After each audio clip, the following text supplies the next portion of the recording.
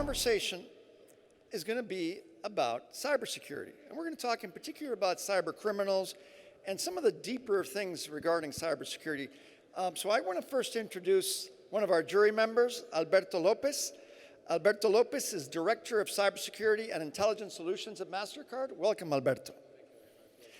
And now I want to introduce the two ladies, the lady and the gentleman that is joining us virtually. We're going to start with the lady, Soledad Antelada, is Cybersecurity Engineer at NERSC, Berkeley Lab, and Network Security Chair at SC20. Thank you for joining us, Soledad. And we also... Hola, todo el mundo. Gracias. Thank you. And we also have Santiago de Pedro, Director of International IT Risk and Security Coordinator at Banco Sabadell. Thank you for joining us, Santiago.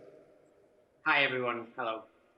Okay, so we're going to start with ladies. Ladies are always first.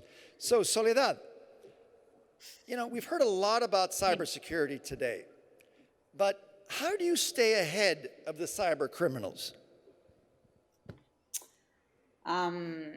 Well, that's a very good question, and also I think there's not a simple answer to that. Actually, you can do many things. I think one key point is to act like them. So think like a cyber criminal. It's very beneficial for an organization or a company. And you can develop activities such as penetration testing, for example, which actually you're trying to compromise your own organization. I think another point to stay ahead is being on top always of research and innovation in cybersecurity, as well as always cover your basics and keep things that work for your environment, but add new things all the time and innovate, and also invest in creativity.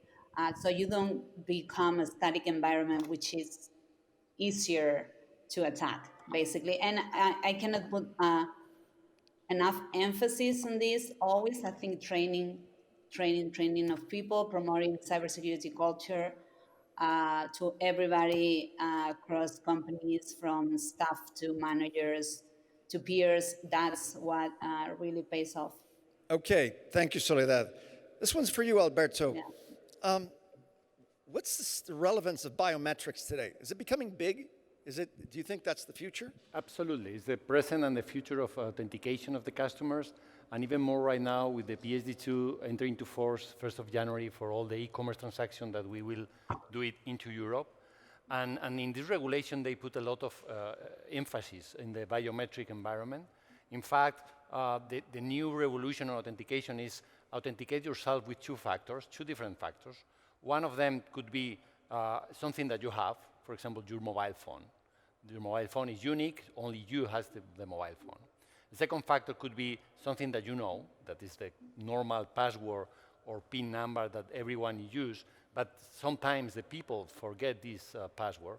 And the last one is ignorance, something that you are. And this is for me the big new change, because the biometric identify yourself without the need to know nothing, because it's just your fingerprint, your face recognition.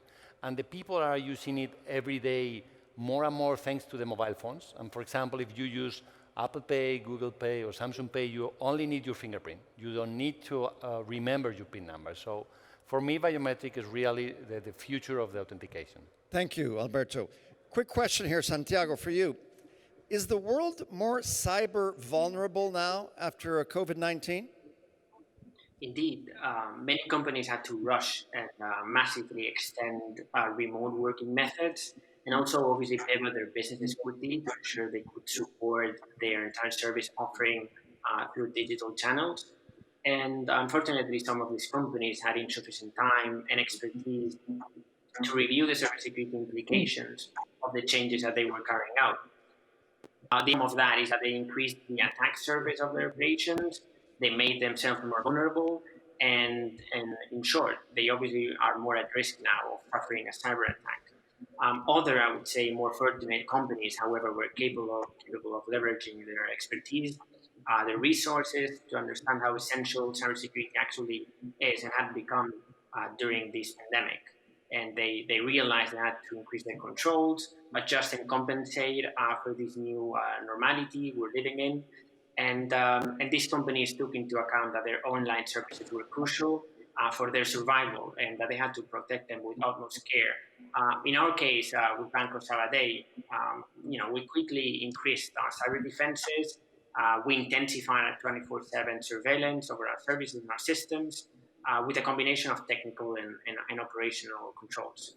Thank We you. knew customers would need to rely on the bank during these troubling times, and that we had to rise up to the challenge. We, as I was saying, we increased the resources of our global security operations center. We enhanced our reviews. We implemented reinforced controls where necessary, and obviously those controls will remain in place as long as the pandemic continues to be here and the risk of obviously exists. Okay, thank you. Unfortunately, we're running out of time, but I want to thank every one of you. Thank you, Soledad, for joining us, Santiago and Alberto. Thank you.